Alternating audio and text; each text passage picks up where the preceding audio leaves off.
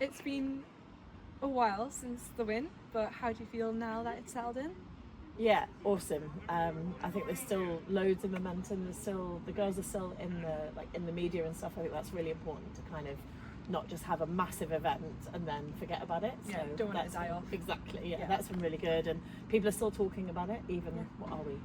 I don't know. Yeah, 6 quite a long plus time. weeks. Yeah, it's quite a month long down the time line now. post-final. Yeah. How are you feeling as you coach yourself, looking at the squad in that campaign? You know, you've got your own experience now. Do you feel different about your experience as a player towards your coaches? Maybe been easier on them? It's funny because I played with quite a few of the girls, so although I look about 105, I didn't stop playing that long ago, so it's nice to watch them and to see them play, I think, now with a bit more freedom under the new coaching staff, so that makes me feel happy that they look like they're happy and that in camp they're being supported really well. So that kind of stuff, I look at it from a player point of view thinking, oh, I wish I was in there, because it looks like a really good vibe, you know, like we had a good few years ago, back in 2014, like we all kind of, it felt like one big family, and I feel like that kind of maybe got lost a little bit, but it definitely looked like that was back. So yeah, from a playing point of view, I thought that's awesome, and I think that's come from the backroom staff and the coaching staff to help drive that. So from your retirement from Saracens, how are you feeling about, you know, recently the campaigns? You know, final last year for the PWR, hoping to get something back this year. How are you feeling about it? Yeah, they've got some great players. They do. They've done some very good signing. I think Alex Osterby working with Canada during the World Cup campaign has helped as well. There's always been for some reason, I don't know why, but historically Sarries have always had a really good link with Canada. And those, as we know, those Canadian girls are absolutely on fire at the moment. So I think that's going to bolster the team. A couple of people come back into play as well who've been at other clubs and have come back. The old faithfuls are still there. Sarries have been kind of like the bridesmaid for a few years, haven't they? They were super strong and powerful for years. So this has probably got to be their year, I think. I think they'll come back, 100%. How do you feel as a former rugby player yourself and a former Red Roses captain that they've managed it in the leadership squad this year for the campaign? Yeah, it's weird. So when we won in 2014, the World Cup hadn't been won by England for 20 years, and now it's like 11 years later, and you think, God, what's gone on in that time frame to mean that we can go from all those finals and losing, and especially last time around in New Zealand when it was so close. So I'm proud that we've managed to get it over the line, that some stuff has changed in the background that's meant that the girls have felt able to be themselves, like we said before, and play to their strengths, not necessarily play to a certain way of playing, but play to what makes the most out of all of their individual strengths. So yeah, excited that we've now got kind of 3 generations of people that have won a World Cup for the England women's team, which is more than we can say for the men at the moment. That is true. How do you feel seeing some of the injuries that have been in the squad? You know, Ellie Kildon with a bit of a brutal concussion. You know, you've dealt with many injuries in your past. How do you feel it affects their confidence?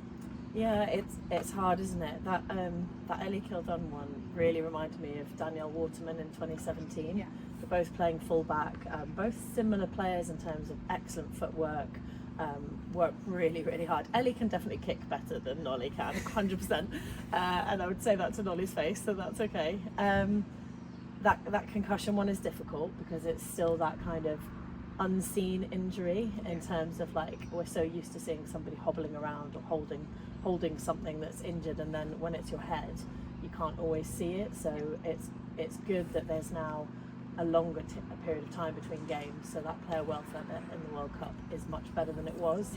So Nolly was definitely ruled out because there was only 6 days, I think, between the semi and the final.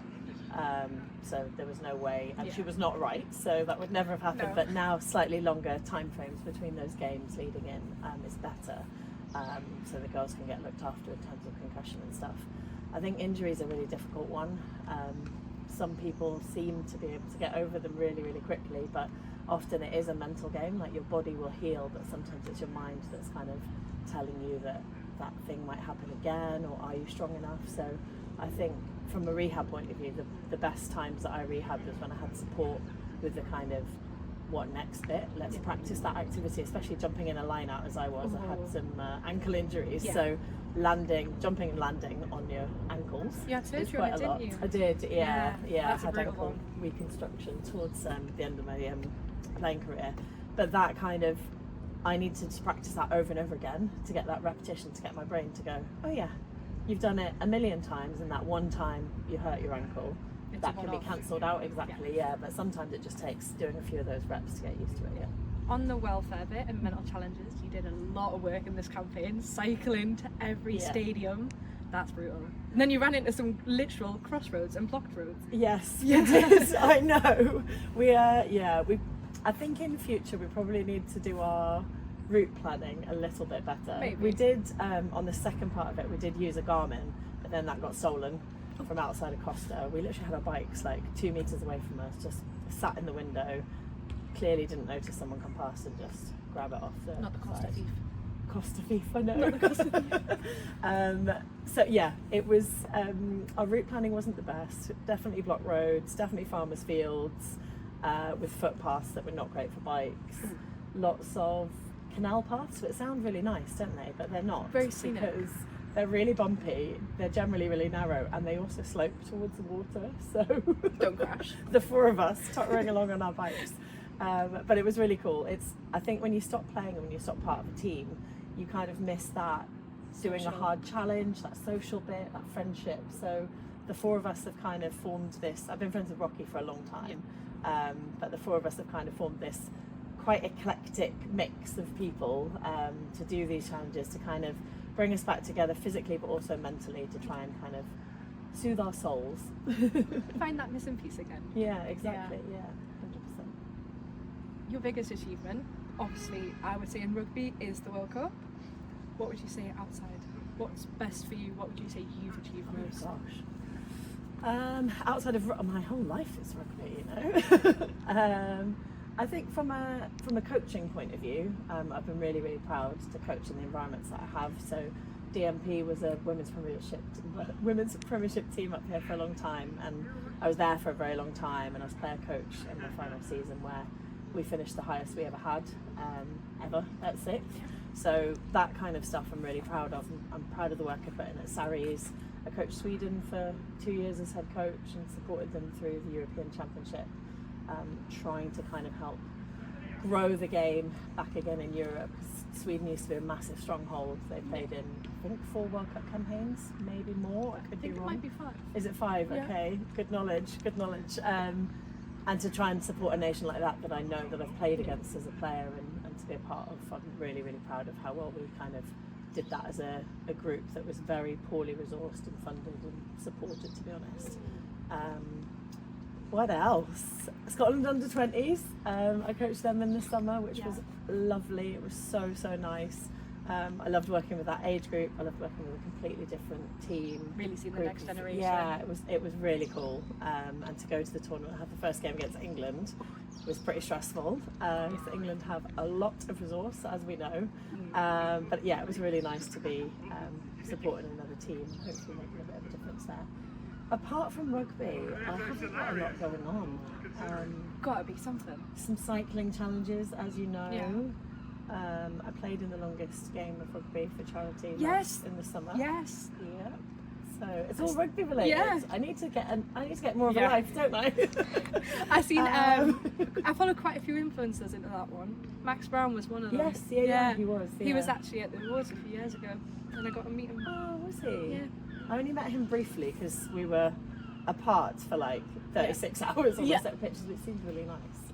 Yeah, there was a few, some really good people went on that, and it was nice to like, although it was rugby, it didn't look anything like rugby. Not with the fatigue. We were going probably as slow as these gentlemen are behind us, who were playing some excellent rugby at times, because we were just so tired. But what else do I do? I don't do much apart from rugby and charity stuff at the moment. That sounds like a lot Oh, about you. you'll get another You've got hobby. a true passion. True passion. True Thank passion you. for it.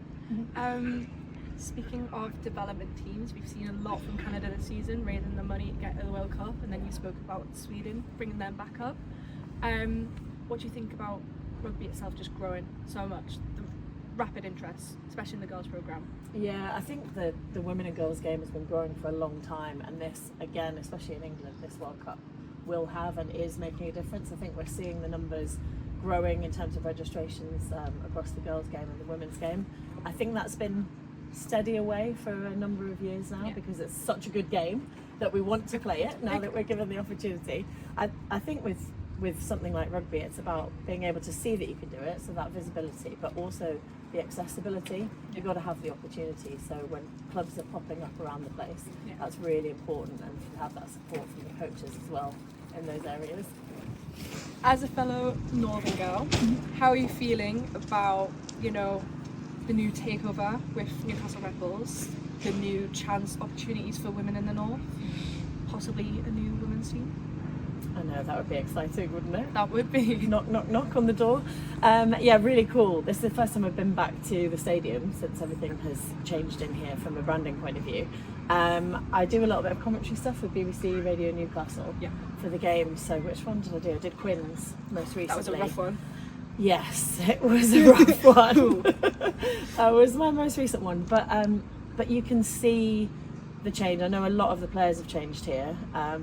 But you can just see the change and feel the change. Sometimes, like, we get scared, don't we, by name changes and things being different, but something probably had to be different for something to change. So I hope that it will be really, really positive. And I think the investment side of things for the women's game, we're missing a Premiership team. We are 100% missing a Premiership team up here. We've got some great champ players. I think the North East 15s that have played the last couple of seasons is a bit of a stepping stone, but if we could get some support from an investor like the men's team have here, that'd be absolutely amazing to be able to reignite that, because so many talented players come from this area and they end up having to leave, and that absolutely breaks me. So if we can just have a home, have some money and some support, I think we could be a real stronghold for rugby. And finally, got some fun ones. Tea or coffee? So I saw this. Can it be a latte? It can be a latte. That's okay, coffee. Yeah, latte then. Latte. Scone or scones? Scone. Proper northern lads. Do you like movies or TV shows? TV shows. Which season are you? If you had to say one and only one, which season?